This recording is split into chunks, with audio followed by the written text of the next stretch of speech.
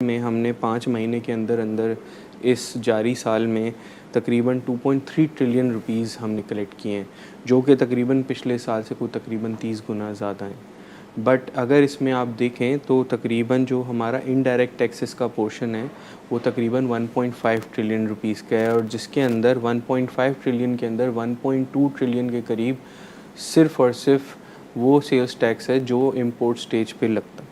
तो वो import stage पे जो हमने टैक्स कलेक्शन की है और हमारे इंपोर्ट ग्रोथ की वजह से कलेक्ट हुई है, कल को अगर हम इफ़ेक्टिवली इंपोर्ट्स को कंट्रोल भी करते हैं तो यहाँ से हमारे से सेल्स टैक्स कलेक्शन जो इंपोर्ट स्टेज पे ले रहे थे वो गिरना शुरू हो जाएगा, with the view that commodity prices will decline naturally after 3-4 months. तो उस वक्त अगर आपका इंपोर्ट बिल या टर्फ की इंपोर्ट्स कम होंगी तो वो जो इंपोर्ट बिल आपको थोड़ा बहुत कम होता दिखेगा, तो उसके रिलेटेड जितने भी सेल्स टैक्स कलेक्शन है या ड्यूटीज़ कलेक्शन है वो भी गिरती दिखेगी। अभी टैरिफ हाइक की बात की है, टैरिफ हाइक एक हो चुका है, तकरीबन एक टैरिफ हाइक और है, तकरीबन ₹2.5 के टोटल करीब ₹2.5 पर किलोवाट आवर के एडिशनल टैरिफ हाइक्स हैं। इसके अलावा हम weighted average cost of gas के ऊपर भी बात करें ताकि वो इफ़ेक्टिव गैस टैरिफ भी बढ़ाया जा सके। तो वो ये सारी चीज़ें जो हैं ये इन्फ्लेशनरी इन नेचर हैं या कॉस्ट इनके ऊपर बहुत ज़्यादा कॉस्ट अटैच्ड है, जिसकी वजह से मार्केट का आउटलुक जो है इस वक्त रिलेटिवली डैम्पन हो चुका है और बहुत लैकलस्टर मोड में आ चुकी है। एक्चुअली जो मार्केट का सारा प्रेशर जो इस वक्त मार्केट ले रही है वो बिलोंग ही करता है एक्सटर्नल अकाउंट से, और अभी हाल ही में कोई 20 अरब से ऊपर के $20.1 बिलियन तक के रिजर्व्स मिल गए थे स्टेट बैंक को, specially after that SDR approval of IMF। But उसके फ़ौरन बाद ही हमारे पास एक सुकूक की मेच्योरिटी थी और फर्दर डेट रीपेमेंट्स थी और इंपोर्ट बिल भी हमारा बढ़ा है, जो कि हमारा इफ़ेक्टिवली रिज़र्व एसेट को बहुत इम्पैक्ट कर रहा है। सो टेक्निकली यहाँ से वापस हम $16 अरब के रिज़र्व्स पे आ गए।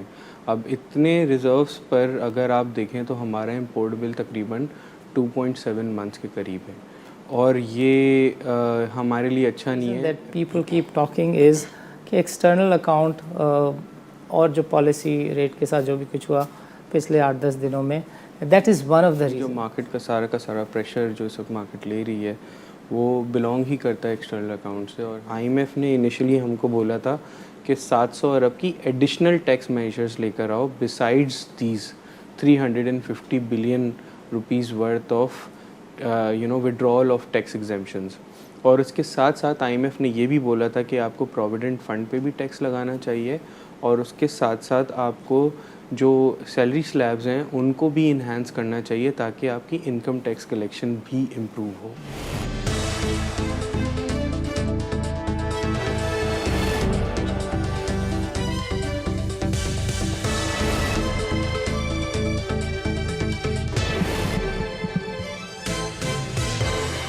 नाज़रीन, this is Sani Khan and you watching new episode of inside financial markets. नाज़रीन, गुज़िश्ता 2-3 महीनों से what we have seen is this कि we know very well and I keep saying this time and again कि बाज़ार ने कसम खाई हुई है कि उसने 50,000 का लेवल क्रॉस नहीं करना है। बाज़ार 48-49,000 के लेवल पर जाती है। बहुत सारी इन्वेस्टर से बाइंग करवा के बाज़ार ने दोबारा 43-44 और कुछ लोग कहते हैं कि 42 का लेवल वो है कि जिस पे म्यूचुअल फंड्स कहते हैं कि 42 के लेवल से 50,000 तक की अच्छी रैली बनती है। सो आई वंडर कि ये 42 का लेवल क्यों नहीं आता, ये आ जाए तो शायद 50,000 के लेवल को लोग देख लें। बट नॉनदलेस आज के जो इश्यूज़ हैं वो कुछ ऐसे हैं कि जैसे मैंने लास्ट वीक भी कहा था कि सारे के सारे फैक्टर टेपर इन हो गए हैं, फैक्टर इन हो गए हैं, एंड डिस्पाइट दैट बाज़ार फंसी हुई है। बाज़ार में कोई डायरेक्शन नहीं है, और जो लोग बाज़ार को चलाते हैं उनके लिए कहा जा रहा है कि शायद वो भी काइंड ऑफ हेडलेस हुए हुए हैं, वो भी परेशान हैं। So one of the major reason that people keep talking is कि एक्सटर्नल अकाउंट और जो पॉलिसी रेट के साथ जो भी कुछ हुआ पिछले 8-10 दिनों में, that is one of the reason. So आज हम डिस्कस करेंगे इन जनरल मार्केट स्टक क्यों हुई हुई है, मैक्रो इकोनॉमिक इंडिकेटर कैसे हैं, गोइंग फॉरवर्ड कैसे रह सकते हैं, and in this particular situation investor को अगर कुछ करना है या ट्रेडर को, शॉर्ट टर्म ट्रेडर को, मीडियम टर्म ट्रेडर को कुछ करना है तो वो क्या है। इन सब चीज़ों को डिस्कस करने के लिए today we have got with us Wajid. Wajid, welcome to the show and Assalamu alaikum. वालेकुम सलाम सानी, thank you so much. Wajid, you've heard the prologue, preamble. बताएं ज़रा सबसे पहले external account what is it behind कि जिसके ऊपर इतनी ले दे हुई है। देखें, बड़ा आपने एक्चुअली अहम सवाल किया है इस वक्त। एक्चुअली जो मार्केट का सारा प्रेशर जो इस वक्त मार्केट ले रही है वो बिलोंग ही करता है एक्सटर्नल अकाउंट से, और हमने उसका रिफ्लेक्शन, चूँकि हम मार्केट डिटर्मिन्ड एक्सचेंज रेट पे चल रहे हैं, तो वो हमें एक्सचेंज रेट की सूरत में ऑन अ लाइव बेसिस हमें दिख जाता है। तो जैसे कि आज भी हमने देखा कि तकरीबन 177 रुपये से भी ऊपर चला गया रुपया against the dollar. So technically ये उसी वजह से है बिकॉज़ हमारे पास आगे फंडिंग रिक्वायरमेंट बहुत ज़्यादा है to control are external pressures. और अगर आप सिर्फ इस बात का तखमीना लगाएं कि हमारे पास किस तरह के रिज़र्व्स रहे हैं, हमने अभी हाल ही में कोई 20 अरब से ऊपर के 20.1 बिलियन डॉलर्स तक के रिज़र्व्स मिल गए थे स्टेट बैंक को, specially after that SDR approval of IMF। But उसके फ़ौरन बाद ही हमारे पास एक सुकूक की मेच्योरिटी थी और फर्दर डेट रीपेमेंट्स थी, और इम्पोर्ट बिल भी हमारा बढ़ा है जो कि हमारा इफ़ेक्टिवली रिज़र्व एसेट को बहुत इम्पैक्ट कर रहा है। सो टेक्निकली यहाँ से वापस हम 16 अरब डॉलर के रिज़र्व्स पे आ गए। अब इतने रिज़र्व्स पर अगर आप देखें तो हमारा इम्पोर्ट बिल तकरीबन 2.7 मंथ्स के करीब है, और ये हमारे लिए अच्छा नहीं है इफ़ेक्टिवली नेट इंटरनेशनल रिज़र्व्स के ऊपर भी। बिकॉज़ नेट इंटरनेशनल रिज़र्व्स देखते हैं कि आपके स्टेट बैंक के ज़खायर वर्सेस आपकी फॉरेक्स लायबिलिटीज़ आगे कितनी हैं। तो अगर आप देखें और इस बात का तखमीना लगाएं कि रिसेंटली कितना इस वक्त स्टॉक पाइल है आपका रिज़र्व्स का और कितनी लायबिलिटीज़ हैं आगे जो आपको पे करनी है, तो नेट बेसिस पे आपके पास कुछ भी नहीं है। इनफैक्ट स्लाइटली नेगेटिव मोड में आप खड़े हैं। और however at the same time आपके पास अभी अगले 3 महीने में तकरीबन 7 अरब की रीपेमेंट्स भी हैं। वो 7 अरब की 7 अरब डॉलर की जो रीपेमेंट्स हैं, जो आपके short term foreign currency drains हैं, जिसकी वजह से आपके पास अभी कोई फंडिंग है नहीं, और the entire market is waiting for IMF to come through. और उससे पहले बहुत सारे ऐसे पॉलिसी मेजर्स लिए जा रहे हैं which are either inflationary in nature और are negative for investment cases, either in terms of taxation, duties, as well as any other austerity measure that the government is trying to input. For example, अभी हमारे पास एक mini budget की भी बातें हो रही हैं, तकरीबन 350 अरब तक का हम मिनी बजट एक्सपेक्ट कर रहे हैं। और ये अगर आप ग्रॉस लेवल पे देखें, जो हमारे पास ऑस्टेरिटी मेजर्स लिए जाएंगे to overcome this fiscal indiscipline, और हम अपनी इफ़ेक्टिवली फिस्कल साइड को थोड़ा इम्प्रूव करें, तो वो तकरीबन 600 अरब रुपए के बनते हैं, जिसमें से 350 जैसे मैंने अर्ज़ किया वो टैक्स एग्जेम्पशंस तो दी गई थी, वो वापस ले ली जाएंगी, और उसके अलावा तकरीबन 200 अरब रुपए का PSDP का जो बजट है उसमें कर्टेलमेंट आएगी, और तकरीबन 50 अरब कुछ डेवलपमेंट एक्सपेंडिचर होगा जो जनरली हम कर्टेल करेंगे। बट ये अभी भी IMF के इनिशियल क्लेम्स के अगेंस्ट है। IMF ने इनिशियली हमको बोला था कि 700 अरब की एडिशनल टैक्स मेजर्स लेकर आओ besides these 350 billion rupees worth of withdrawal of tax exemptions. और उसके साथ साथ IMF ने ये भी बोला था कि आपको प्रोविडेंट फ़ंड पे भी टैक्स लगाना चाहिए, और उसके साथ साथ आपको जो सैलरी स्लैब्स हैं उनको भी इन्हांस करना चाहिए ताकि आपकी इनकम टैक्स कलेक्शन भी इम्प्रूव हो। However right, please continue. However इस बात का मैं थोड़ा सा आपको एक रैली पॉइंट देना चाहूँगा। आपने नवंबर के नंबर्स देखे, नवंबर में हमने 5 महीने के अंदर अंदर इस जारी साल में तकरीबन 2.3 ट्रिलियन रुपीज़ हमने कलेक्ट किए हैं, जो कि तकरीबन पिछले साल से कोई तकरीबन 30 गुना ज़्यादा हैं। बट अगर इसमें आप देखें तो तकरीबन जो हमारा इनडायरेक्ट टैक्सेस का पोर्शन है वो तकरीबन 1.5 ट्रिलियन रुपीज़ का है, और जिसके अंदर 1.5 ट्रिलियन के अंदर 1.2 ट्रिलियन के करीब सिर्फ़ और सिर्फ वो सेल्स टैक्स है जो इंपोर्ट स्टेज पे लगता है।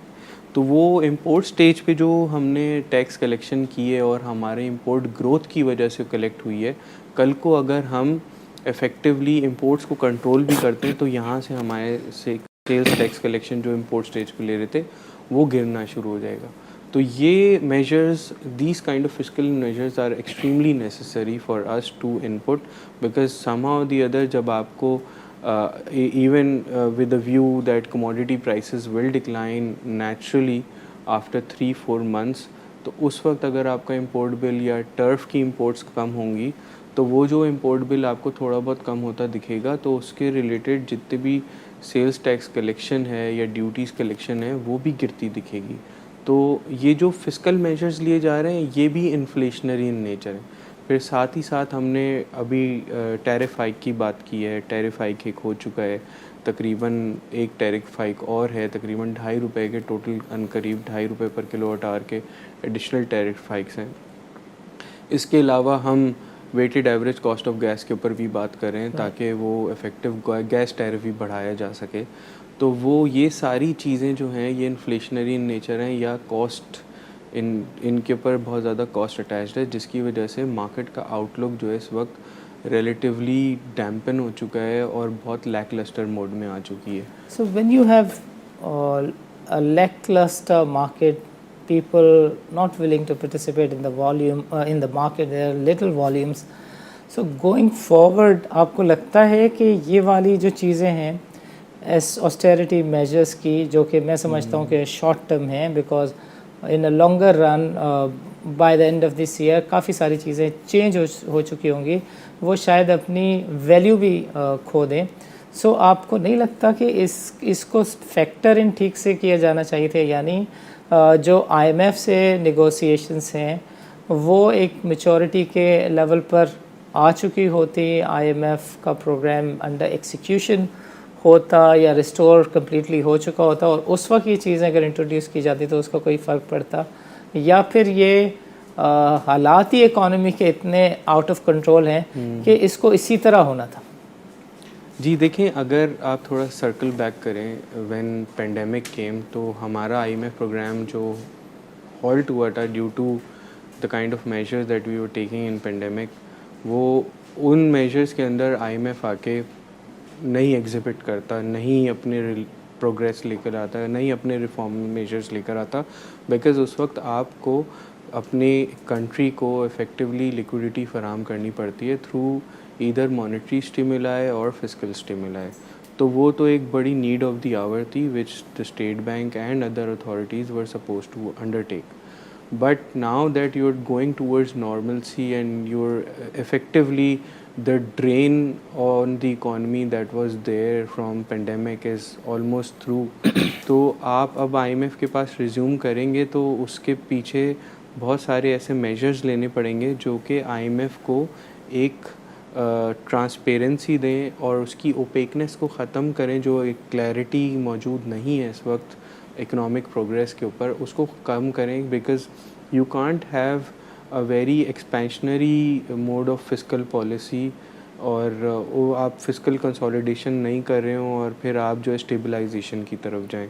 तो stabilisation measures have to come from across all angles and effectively आपको बहुत सारे मेजर्स लेने पड़ेंगे in terms of tax collection, in terms of budgeting as well. आपका पेंशन का बजट बहुत ज़्यादा बढ़ गया है, तो इस तरह की चीज़ें आपको, मतलब पेंशन का बजट ऑलमोस्ट डिफेंस के बजट के आसपास आ गया। तो इस तरह की चीज़ें जो है आपको इसमें कोई कटेलमेंट या कोई इस तरह की प्लान्स बनाने पड़ेंगे जो कि आपकी फ़िस्कल डिसिप्लिन को इम्प्रूव कर सकें।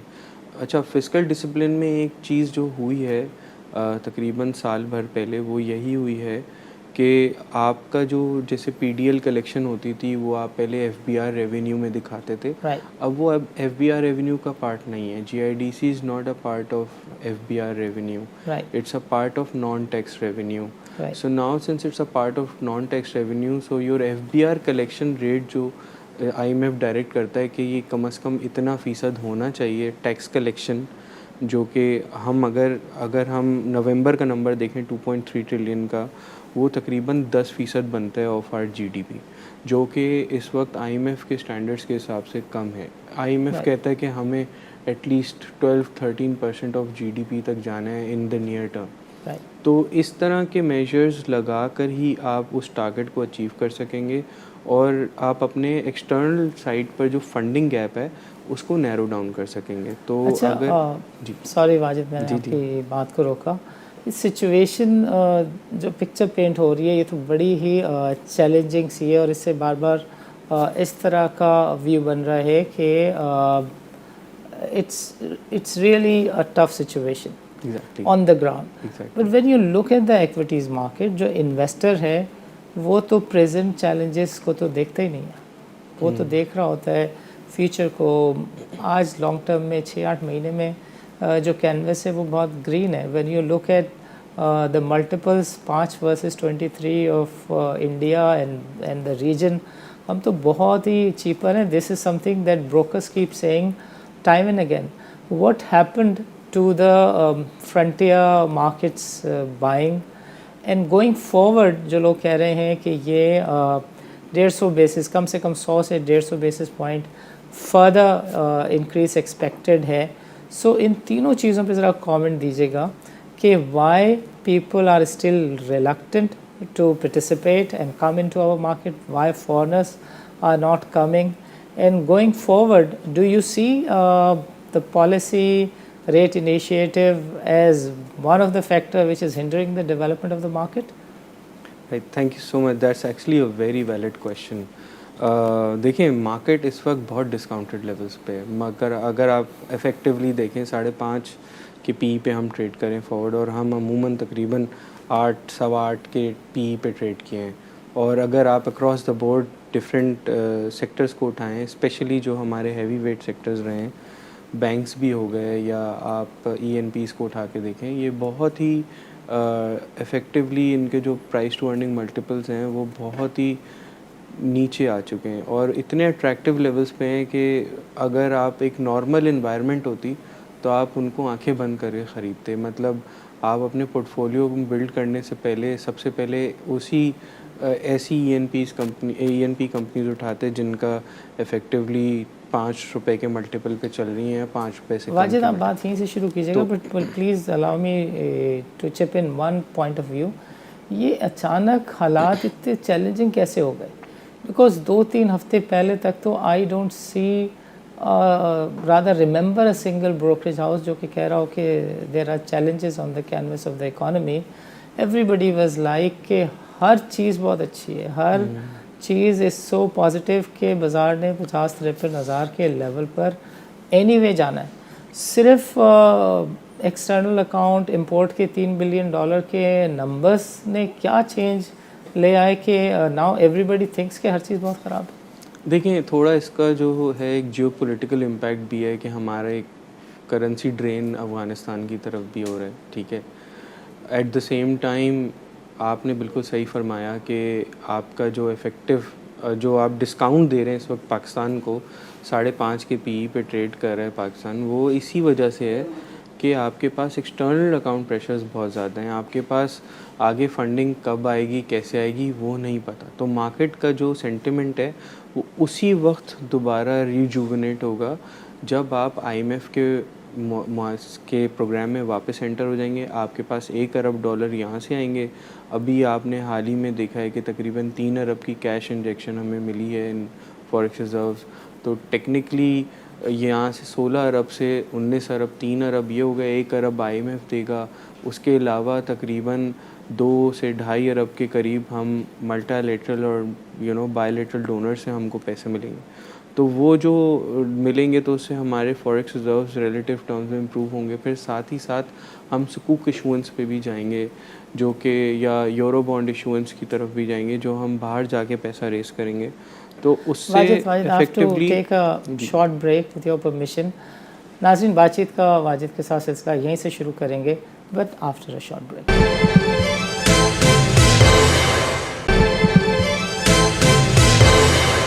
वेलकम बैक नाज़रीन, वक्फे से पहले हम वाजिद से बातचीत कर रहे थे कि व्हाट इज़ दैट चैलेंजिंग कि each now and then we keep listening कि external account keeps holding the development and participation of the investor into the market. So Wajid, आप काइंडली जो बात कर रहे थे कंटिन्यू करें। जी, थैंक यू सो मच।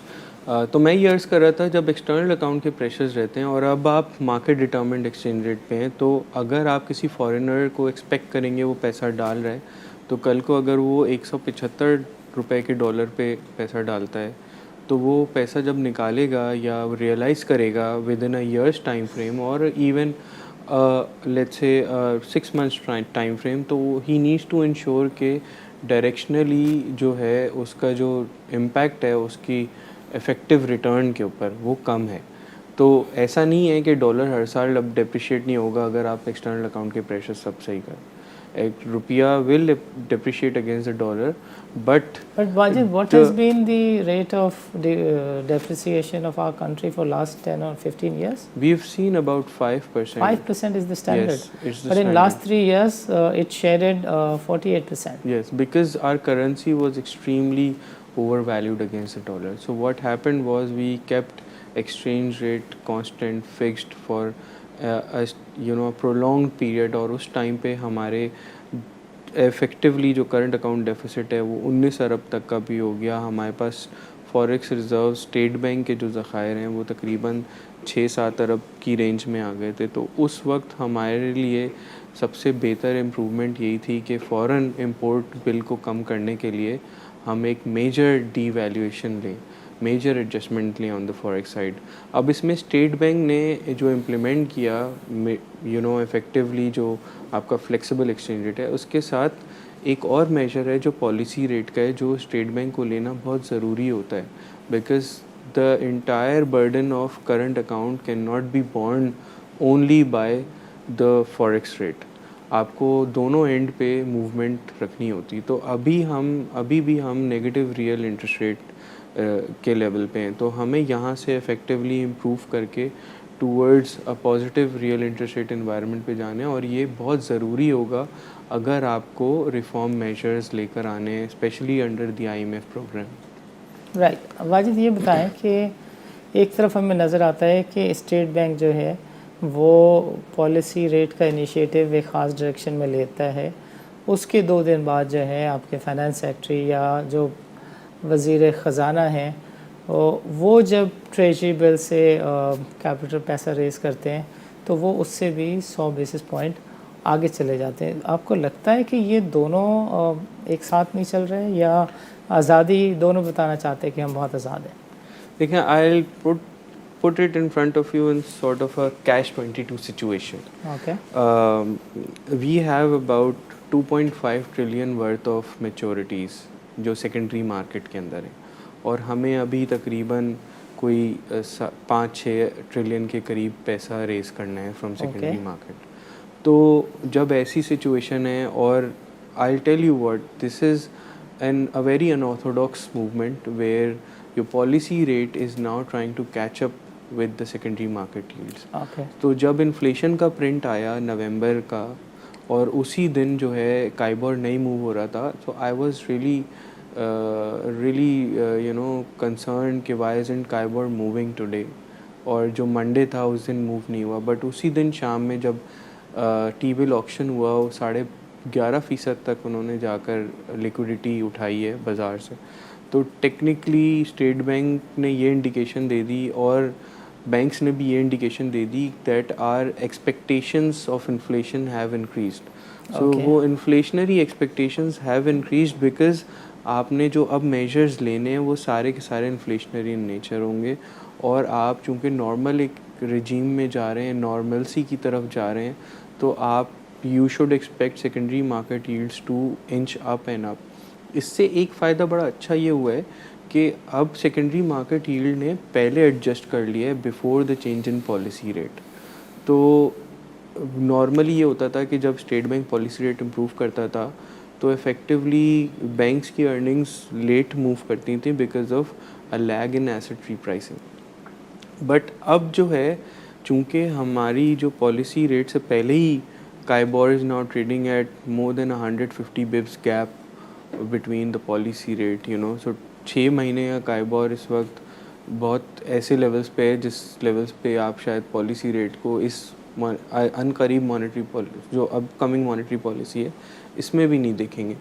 तो ये चीज़ इस चीज़ What are your expectations of the policy rate? Yes, we 14 are तारीख को? actually expecting about 100 bips hike in this policy announcement. और ये 100 थोड़ा हाई साइड पे भी हो सकता है, बट हमने 100 इसलिए अज्यूम किया है because there are lot of things that the government is trying to reinforce into the system through different measures as well, जैसे मिनी बजट हो गया और बहुत सारी चीज़ें. फिर अभी हमारे पास जैसे ही कैश इंजेक्शन आएगी तो हम एस्थेटिकली थोड़े बेहतर हो जाएंगे in terms of our import cover, even though we can't use those $3 billion and we might have to just pay $120 million worth of annual interest rate on it, but at least जो import cover के aesthetics हैं वो आपको relative terms में improved दिखेंगे, जो कि आपके रुपये पे जो pressure build up हो रहा है उसको थोड़ा ease off करेंगे. और साथ ही साथ गवर्नमेंट के जैसे मेजर्स हैं, जैसे CBU इम्पोर्ट बंद कर दिया. अब CBU इम्पोर्ट हमने 4 महीने में सिर्फ $191 million की देखी हैं, हालांकि अगर इसको कंपेयर करें टोटल ट्रांसपोर्ट ग्रुप के इम्पोर्ट बिल के वो तकरीबन 1.4 बिलियन डॉलर्स. तो टेक्निकली इसका अमाउंट इतना ज़्यादा नहीं है, but what it does is that it provides liquidity to the interbank forex market so that वहाँ पे इतनी ज़्यादा नहीं हो इफ़ेक्टिवली आउटर्न. मतलब अगर आप सिर्फ CBU इम्पोर्ट्स देखें और स्पेशली मोटर कार्स की, तो पिछले साल हमने $13 million की मोटर कार्स इंपोर्ट की थी, आज साल हमने उसकी 10 गुना मोटर कार्स इंपोर्ट की हैं. तो वो ये एक ऐसी चीज़ है जो मेरे नज़र में बहुत अच्छा एक मूव है by State Bank to provide liquidity to the interbank forex market.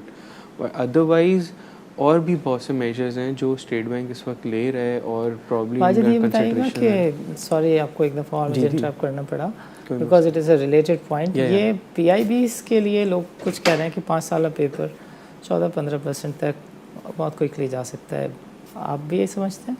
जी बिल्कुल, there is a high likelihood कि तकरीबन 14% तक चले जाए 5 साल पेपर. उसकी रीज़न सबसे बड़ी ये है कि अगर आप सिर्फ इस बात का तखमीना लगाएं कि नवंबर में 11.5% की इन्फ्लेशन पे आपका एक हायर बेस सेट हो गया, तो उस बेस पे अगर आपकी आगे आने वाली इन्फ्लेशन होगी that will be more pronounce. तो जनवरी में you can easily expect inflation to range between 13.9% to 14%. तो ये अगर इन्फ्लेशन इस लेवल पे जा रही है और लॉन्ग टर्म जो पेपर है, जो लॉन्ग मेचोरिटी वाला पेपर है, वो जनरली ट्रैक ही इसी चीज़ को करता है कि आपकी लॉन्ग रन इन्फ्लेशनरी एक्सपेक्टेशन कितनी है, because there are lot of concerns by various central banks world wide कि inflation is not transitory any more. और अभी भी हमने हालांकि देखा था ओमिक्रॉन से हमारा जो ऑयल प्राइसेस हैं सारी इंटरनेशनल मार्केट में वो तकरीबन $82 से टूट कर 70-71 इवन 70 से नीचे चली गई थी.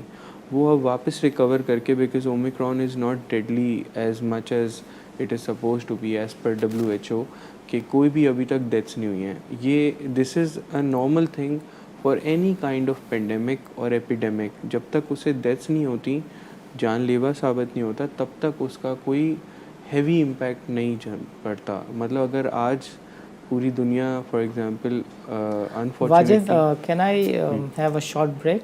जी जी नाजरीन, वाजिद के साथ बातचीत का सिलसिला यहीं से शुरू करेंगे पर after a short break.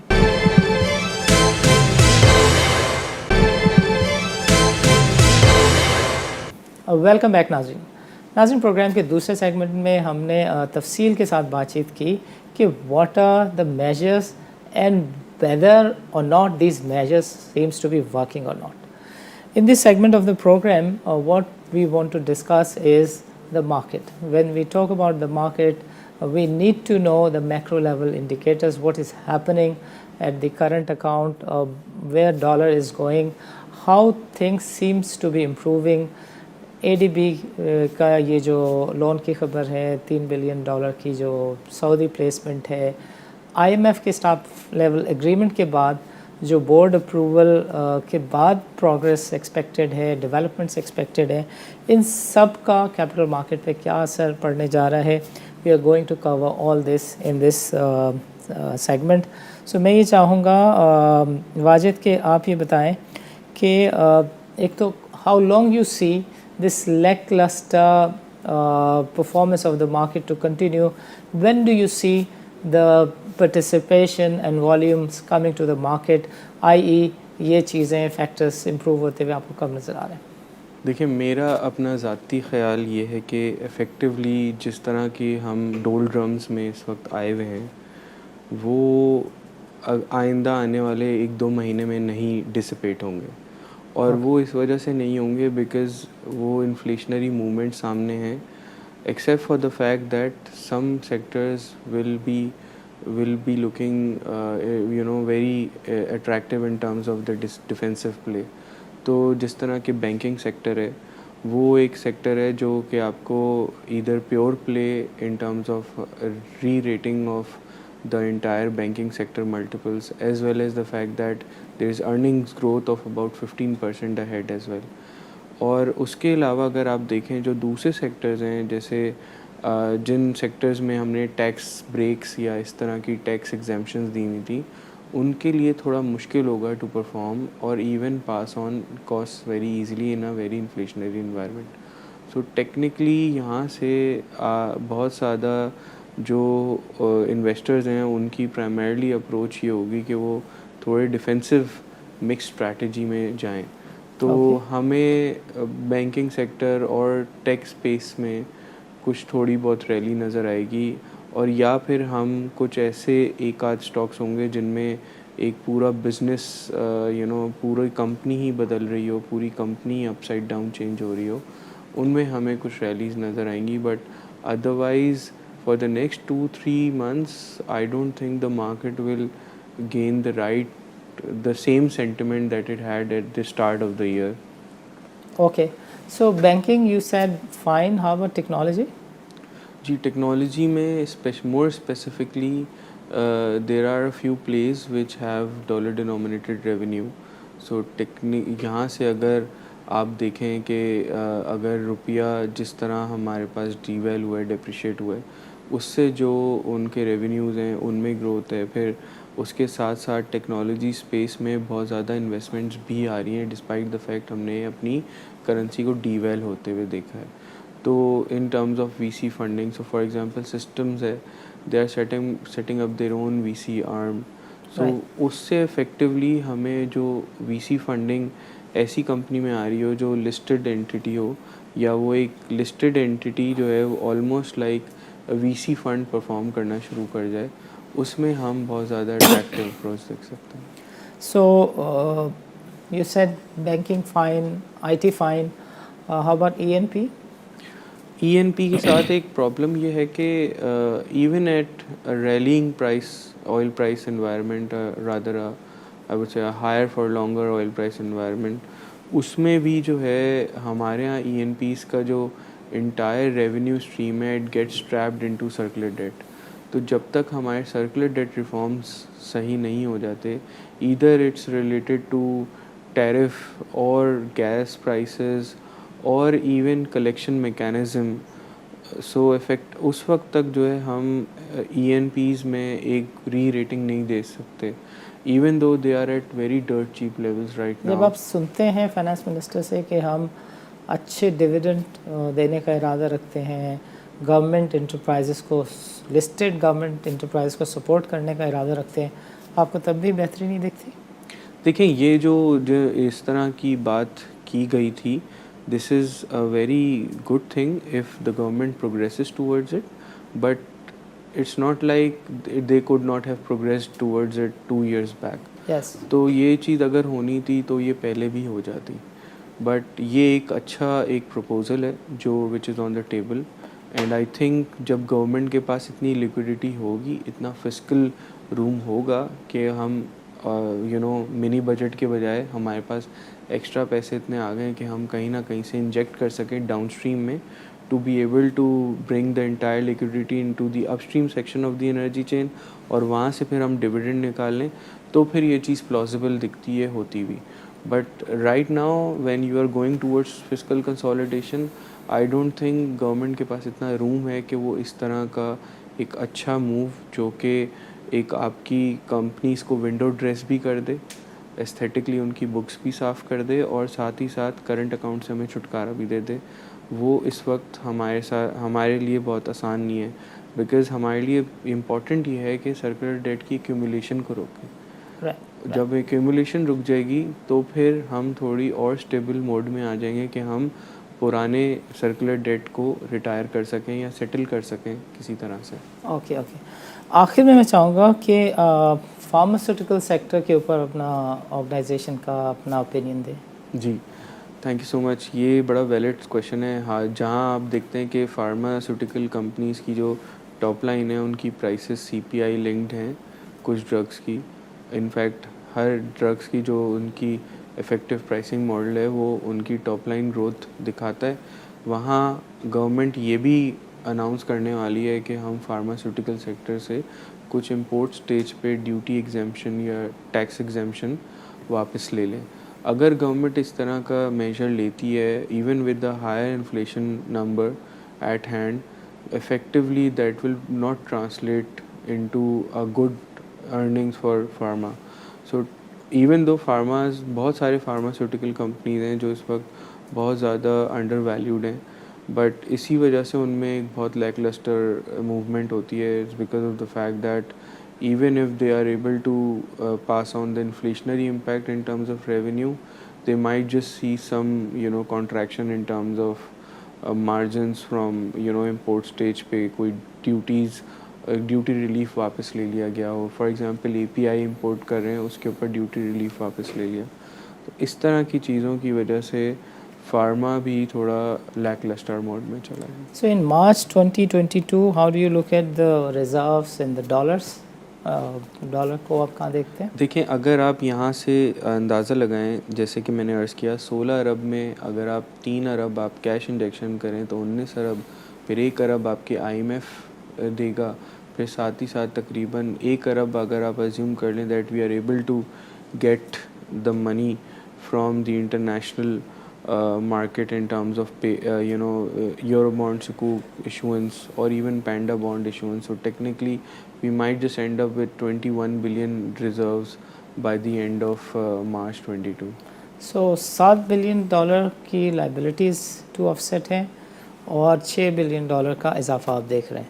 So still will नहीं, be एक्चुअली ये तो मैंने आपको सिर्फ इशुएंसेस का बताया है। इसके अलावा अगर आप ऐड करें तकरीबन 2.5 अरब के करीब एडीबी के, तो वो भी फ्लोज़ इतने होंगे कि अगर आपकी कोई 7 अरब की near term foreign currency drain है, वो उससे ओवरकम हो सकेगा। Okay okay. वाजिद, आपका प्रोग्राम के लिए वक्त निकालने का बहुत बहुत शुक्रिया। Because of the challenging situation, lackluster interest, lack of participation in the market, we are forced to discuss the market and nothing else. एक और प्रोग्राम करेंगे मार्केट के ऊपर, एज वी होप टू सी कि ये मार्केट में lackluster participation एक आध हफ्ते या राधा 2-3 हफ्ते और रह सकती है। नाज़रीन, प्रोग्राम को देखने के लिए वक्त निकालने का बहुत बहुत शुक्रिया। इजाज़त दीजिए। अल्लाह हाफ़िज़।